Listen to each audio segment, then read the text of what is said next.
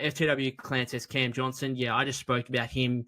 The Johnson one's interesting because, again, he's making $23.6 million, but at least with him, you could say, oh, he's a starter. Like, you push Wiggins down to the 2, you fit Cam Johnson in, and then you still got Draymond and TJD. It would probably be something like Melton. I think you'd have to give up Kuminga.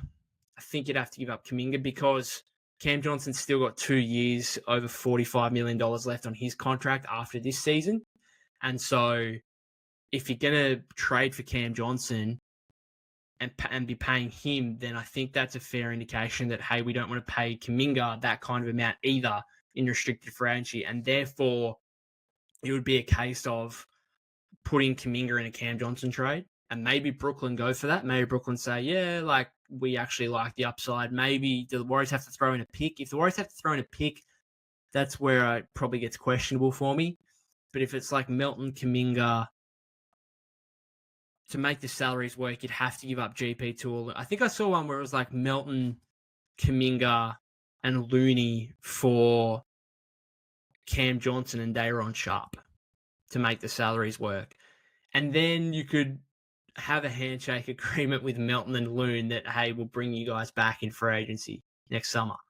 And so therefore it would essentially be Kuminga for Cam Johnson. And if that was viable from a trade standpoint, I don't know, has Kuminga's value dropped enough where you wouldn't be able to get Cam Johnson for him straight up? Maybe it has. Maybe you'd have to throw a pick in there as well. But I could also see Brooklyn talking themselves into it, thinking, yeah, like, we can just get this guy. Cam Johnson's probably going to be too helpful for us in winning right now that we would prefer to have Kuminga and just let him do whatever the hell he wants, basically, and see who he can become in the long term, because he has the higher upside compared to a guy like Cam Johnson, who's 28 now.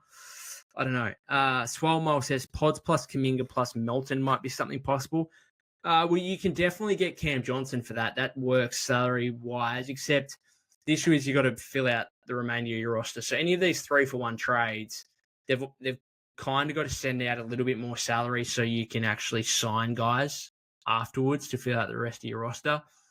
FTW Clan says, I feel like it would hurt the locker room to lose Looney. Yeah, that's definitely a part of it. Could it be GP2 instead, or does that also impact your locker room? I also don't like giving up Melton and GP2 in a trade, because therefore you're losing a lot of perimeter defense. FTW Clan says, but at the same time, I really want the Warriors to do whatever it takes to get Curry a 5th ring. I know it goes down to something that Mike Dunleavy Jr. said during the off-season, just before the season. It's like, we don't want to make a move just to get slightly better kind of thing and just be an above-average team. And does a Steph, Wiggins, Cam Johnson, Draymond, TJD starting 5, is that good enough to be a championship team? I know, where's your level? If the Warriors pull that off, right?